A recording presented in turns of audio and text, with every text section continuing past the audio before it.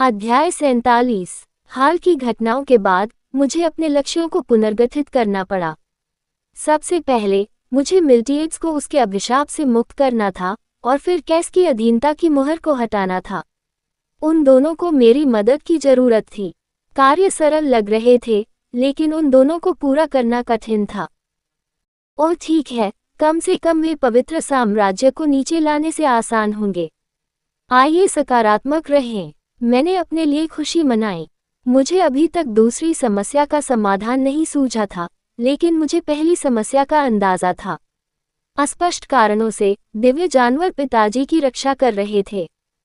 मैंने सीधे उस व्यक्ति से यह पूछने का निर्णय लिया कि पंखों वाले बाघ को कैसे खोजा जाए, लेकिन पिताजी, क्या आप दिव्य जानवरों के बारे में जानते हैं? वे क्या हैं? जब भी मैंने पूछा मुझे वही उत्तर मिला। हालांकि मैंने ज्यादा उम्मीद नहीं की थी, फिर भी मैं इस झटके से परेशान था। फिर भी हार मानना जल्दबाजी होगी। मैंने महल के चारों ओर उनकी ऊर्जा महसूस की, इसलिए मैंने उन्हें ढूंढने में अपना समय लगाने का फैसला किया। आगे बढ़ते हुए मेरे लिए केवल एक ही काम बचा था। सुनहरे बालों वाले, नीली आंखों वाले अकेलियोस नाम के मनोरोगी से निपटना। जब भी उसकी नज़र मुझ पर पड़ती, उसकी आंखें चमक उठती और मुझे ऐसा महसूस होता जैसे कोई काल्पनिक पूंछ उसके पीछे घूम रही हो। महामहिम, पवित्रा, अचिलियोस ने मुझे पुकारा। महामहिम, क्या आपने अंततः मुझे अपने दासों में से एक बनाने का निर्णय लिया है?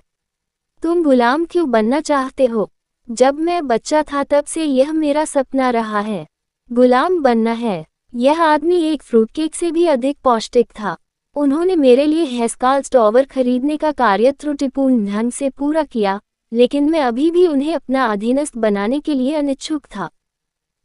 एक खलनायक के रूप में उनका व्यक्तित्व शांत और खतरनाक था, लेकिन अब जब वह मेरी तरफ थे तो उनका चरित्र विकृत हो गया था। वह एक विकृत और अजीब व्यक्ति था। मेरी अंतरात्मा मुझसे उससे निपटने के बजाय भाग जाने के लिए चिल्ला रही थी। मुझे यकीन है कि मैं अकेला नहीं था जिसने सोचा कि इस पागल से दूरी बनाए रखना मेरे लिए सबसे अच्छा होगा। मैं तुम्हें गुलाम तो नहीं बना सकता, लेकिन तुम मेरे मातहत तो हो सकते हो, मैंने अनिच्छा से कहा। वास्तव में? अकेलियोस ने खुशी से अपने हाथ जोड़ लिए। इस समय जिसने भी उसे देखा उसने सोचा होगा कि मैं उसके जीवन का रक्षक हूँ। मैं वास्तव में इसके साथ नहीं जाना चाहता था, लेकिन अकेलियोस या तो मेरे साथ होता या मेरे खिलाफ होता, और पहला दो विकल्पों में से बेहतर था।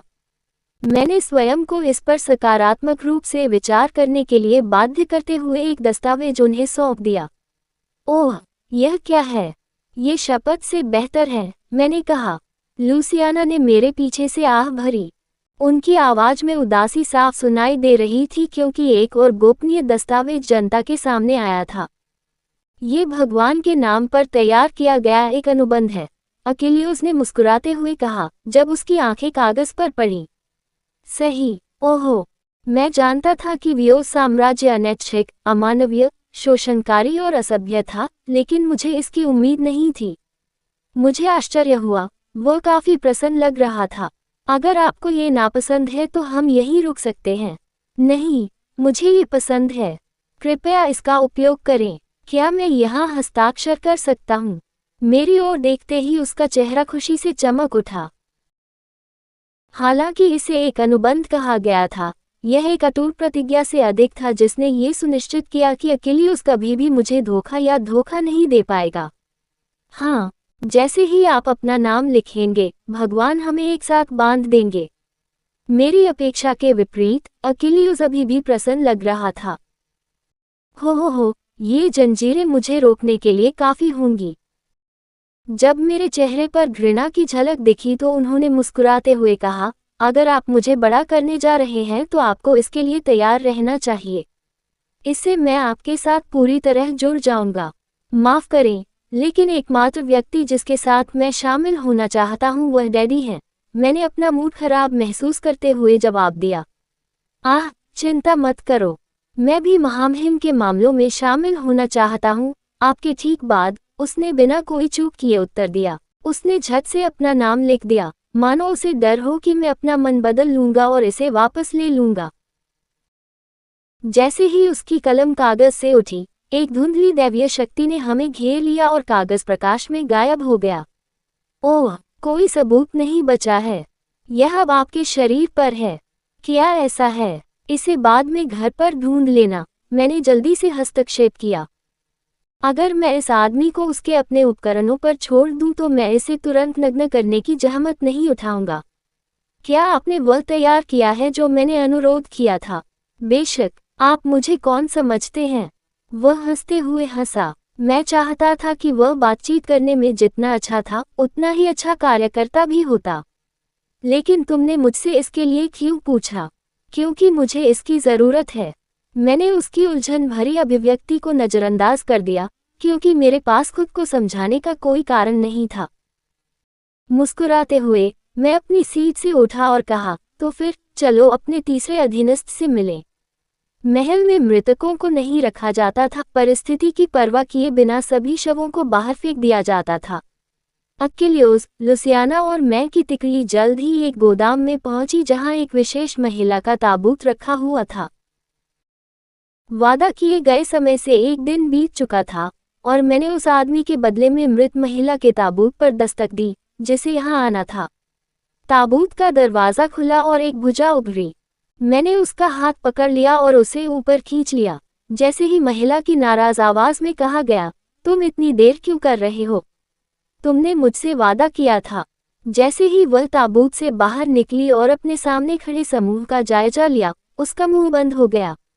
ओह माय, तुमने मुझसे कोई वादा किया था। मैं ही एकमात्र ऐसा व्यक्ति था जिसे इसकी जानकारी नहीं थी। हाथों में गुलदस्ता लिए हुए महिला ने मेरी ओर देखा। मैंने चमकती आंखों से उसकी ओर देखा और वह चुपचाप वापस ताबूत में लेट गई।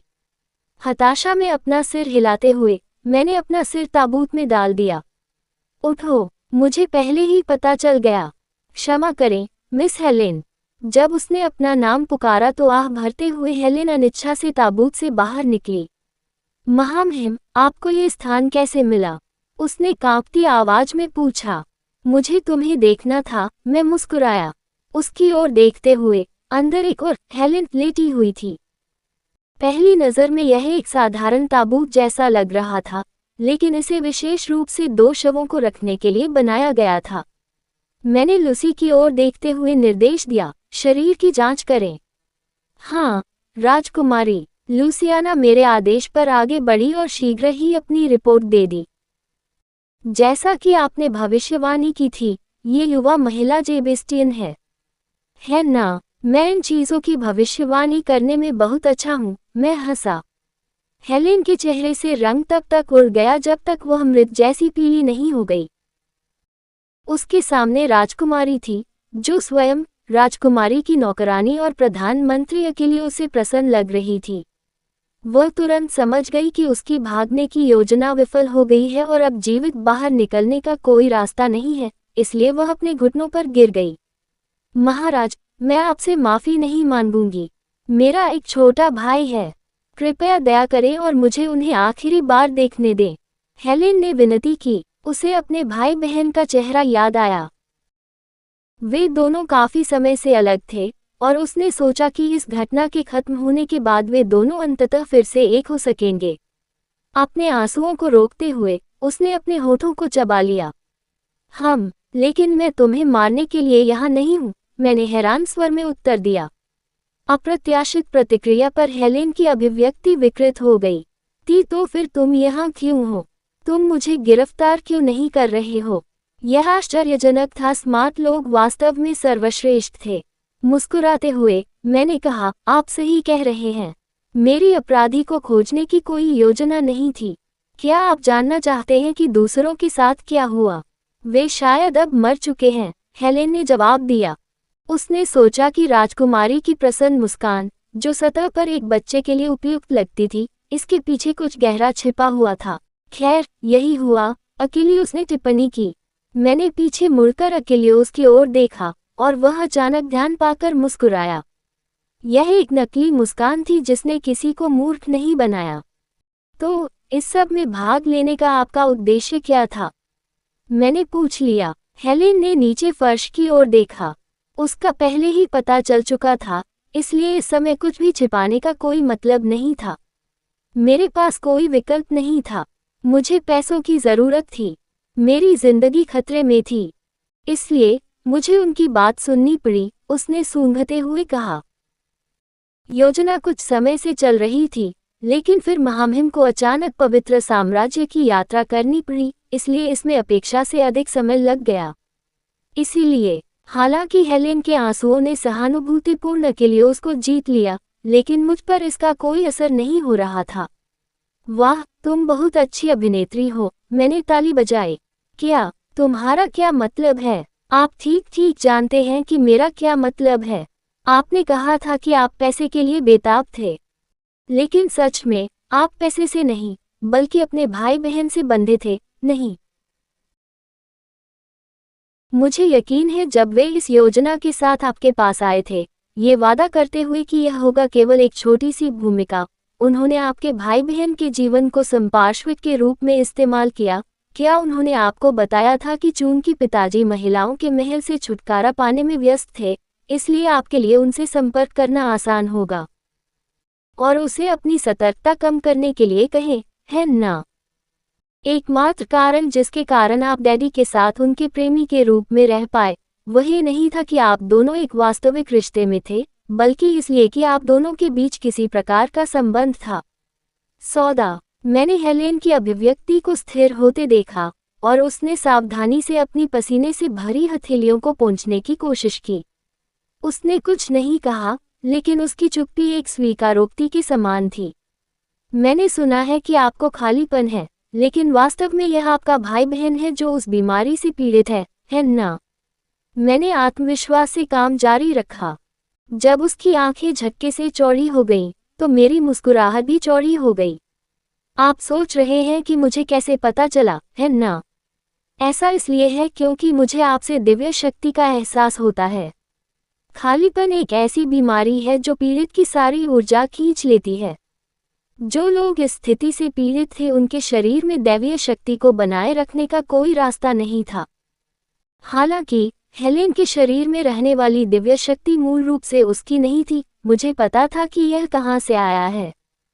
ये वही शक्ति थी जिसका उपयोग अकेलियोस और मैंने उस दिन पहले ही किया था, जो ये सुनिश्चित करने में विफल रहता है कि कोई उन्हें दिए गए आदेशों का पालन करेगा। किसी ने भी यह अपेक्षा नहीं की होगी कि पवित्र साम्राज्य ही इस सब के पीछे की भूमिका निभाएगा। और ये अकेला चौंकाने वाला मामला नहीं था। आपने दो कारणों से लाइलाज बीमारी होने के बारे में झूठ बोला। पहला, बीमारी को ठीक करने के सुराग ढूंढना, और दूसरा, अपनी मौत का नाटक करना। हेलेन की चुप्पी का मतलब था कि मैं सही रास्ते पर था। उसने चतुराई से गणना की थी कि ऐसी संभावना थी कि उसे हत्या के माध्यम से चुप करा दिया जाएगा। चूंकि उसके भाई बहन को लाइलाज बीमारी थी, इसलिए केवल हेलेन को ही इलाज करना था। इसीलिए उसने उनसे आगे निकलने और अपनी मौत का नाटक करने का फैसला किया। आपने अपनी मौत का मंच तैयार करने के लिए बीमार होने का नाटक किया। आपने सोचा कि आप एक पत्थर से दो शिकार कर सकते हैं, साथ ही डैडी और उन लोगों दोनों से दूर भाग सकते हैं जो आपका उपयोग कर रहे थे। यह आनंददायक था। मैं इतने नशे में धुत हो रहा था। मुझे इस आज़ादी को महसूस करने का शायद ही कभी मौका मिला हो, और मैं खुशी से ताली बजाने से खुद को नहीं रोक सका। किसी को अपनी हथेली में पाकर बहुत संतुष्टि हुई। मुझे ऐसे ही एक मोहरे की जरूरत थी। अब हेलेन खुलेआम मुझे घूर रही थी क्योंकि मैंने उसकी योजना का खुलासा कर दिया था। मैंने देखा जब वह विचार कर रही थी कि उसे अपनी अगली चाल कैसे खेलनी है। मैं बस अपने छोटे भाई बहन को ठीक करना चाहती थी, बस इतना ही, उसने आह भरते हुए कहा। हेलेन के लिए वह और उसका भाई बहन जन्म से ही केवल एक दूसरे पर निर्भर थे। निचली जाति में जन्मे इन दोनों का नाम भी नहीं रखा गया था। उन्होंने एक साथ समाज के निचले पायदान पर जीवन भर संघर्ष किया, और हेलेन ने अपने भाई बहन की बीमारी का इलाज खोजने के लिए खुद को समर्पित कर दिया, यहाँ तक कि स्वेच्छा से अपने जीवन का सौदा करने के लिए तैयार हो गई। हालांकि उसका प्रिय भाई बहन अक्सर हेलेन से कहता था कि जब तक वे दोनों साथ हैं, उन्हें कुछ भी नहीं चाहिए, लेकिन वह चाहती थी कि उसका भाई बहन जीवित रहे। महामहिम, नहीं, हे संत, मैं जानता हूँ कि मैं कितना अभिमानी लगता हूँ, लेकिन कृपया मुझ पर कुछ दया करें। मैं कुछ भी करूँगा, कृपया दयालु बने और मेरे भाई बहन को बचाएं। उसने विनती की। ठीक है, मैं तुम्हें बचा लूँगा। कृपया, मैं विनती करता हूँ। क्षमा करें। हेलेन इस बात से चकित थी कि मैं कितनी आसानी से मान गया। उसे अपने कानों पर संदेह हो रहा था। कहानी खत्म। अलविदा।